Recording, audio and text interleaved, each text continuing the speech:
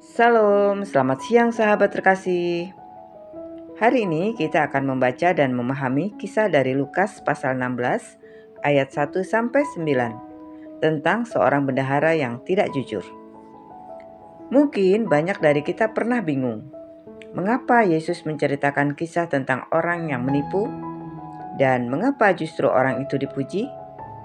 Mari kita baca perlahan sambil membuka hati agar Roh Kudus sendiri menuntun kita mengerti maknanya.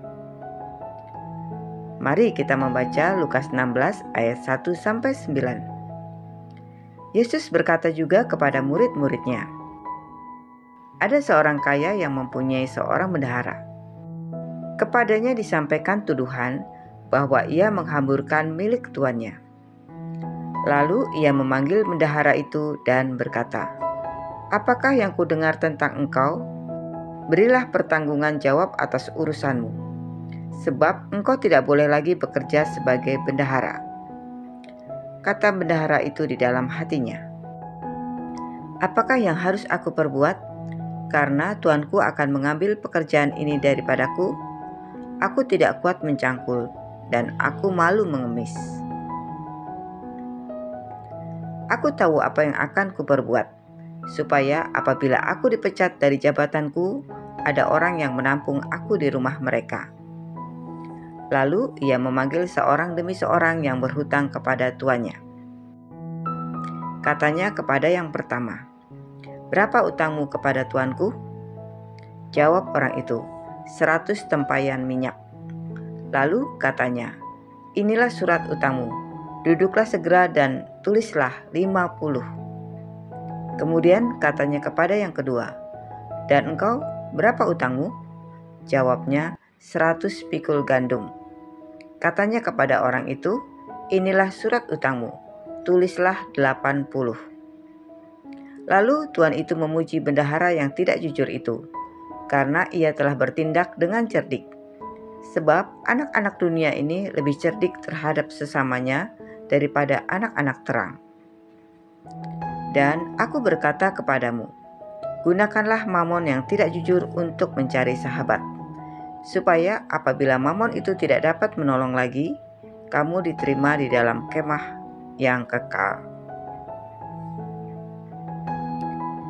Sahabat terkasih, perumpamaan ini disampaikan Yesus langsung kepada murid-muridnya. Kisahnya berawal dari seorang tuan kaya yang memiliki bendahara atau pengelola harta. Tugas bendahara di zaman itu bukan sekedar mencatat keuangan, tetapi mengurus ladang, hasil panen, dan juga mencatat semua utang piutang. Namun, bendahara ini tidak jujur. Ada laporan bahwa dia menghamburkan harta tuannya. Artinya, ia menyalahgunakan kepercayaan. Bisa jadi ia menulis laporan palsu, mengambil keuntungan pribadi, atau mengatur transaksi agar dirinya diuntungkan. Ketika perbuatannya terungkap, tuannya berkata, kau tidak boleh lagi bekerja sebagai bendahara. Beri pertanggungjawaban atas urusanmu. Bendahara itu panik. Ia sadar hidupnya akan berubah drastis.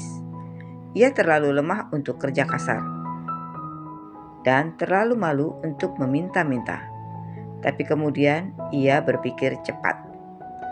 Ia memanggil orang-orang yang berhutang kepada tuannya dan mengubah catatan utang mereka. 100 tempayan minyak menjadi 50, 100 pikul gandum menjadi 80. Tindakan ini jelas tidak jujur. Namun di balik itu ada satu hal yang Yesus soroti, yaitu kecerdikan. Orang ini menggunakan kesempatan terakhirnya dengan cepat dan tepat, agar kelak ia punya teman yang menolongnya ketika ia kehilangan jabatan. Sahabat terkasih, di ayat 1-2, bendahara itu kehilangan kepercayaan karena penyalahgunaan tanggung jawab. Ini menggambarkan bahwa setiap manusia akan diminta pertanggungjawaban atas apa yang Tuhan percayakan. Di ayat 3-4, ia sadar tidak punya banyak waktu, lalu mencari cara agar masa depannya aman. Ini berbicara tentang hikmat dalam memanfaatkan waktu yang tersisa. Ayat 5-7.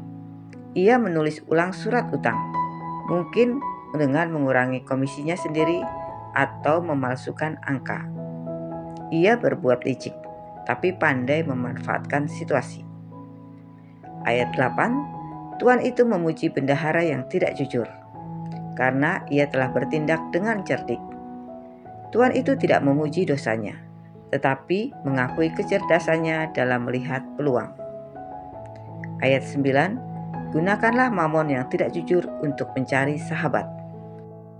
Yesus mengajarkan agar kita bijak menggunakan harta dunia, bukan untuk keserakahan, tapi untuk menolong sesama dan menaburi bagi kekekalan. Sahabat terkasih, Yesus tidak sedang mengajarkan kecurangan. Ia sedang mengoreksi sikap anak-anak terang yang sering lalai dan tidak bijak. Sebab anak-anak dunia ini lebih cerdik terhadap sesamanya daripada anak-anak terang. Artinya, orang dunia sering begitu tekun, kreatif, dan berani mengambil langkah untuk mencapai tujuannya. Sementara anak-anak terang kadang pasif dan takut mengambil tindakan iman. Tuhan mau kita belajar berpikir cerdas tapi tulus, bijak tapi murni. Gunakan waktu, talenta, dan harta yang ada untuk hal-hal yang kekal. Menolong, memberi, dan menjadi terang bagi sesama. Sahabat terkasih, mari kita berdoa bersama. Bapa yang penuh kasih, terima kasih untuk firman-Mu hari ini dari Lukas 16. Engkau mengingatkan kami bahwa segala sesuatu yang kami miliki hanyalah titipan. Ajarlah kami untuk mengelolanya dengan bijak, dengan hati yang jujur dan bertanggung jawab. Berilah kami kecerdikan untuk melihat kesempatan berbuat baik, dan keberanian untuk menggunakan berkat dunia ini untuk memuliakan nama-Mu. Dalam nama Tuhan Yesus Kristus, kami berdoa dan mengucap syukur. Amin. Sahabat terkasih, terima kasih sudah bersama-sama dalam pembacaan Alkitab hari ini. Jika pembacaan Alkitab ini memberkatimu, jangan lupa untuk klik like, komen, share, dan subscribe ya, supaya semakin banyak orang dikuatkan oleh firman Tuhan. Sampai jumpa di pembacaan Alkitab berikutnya.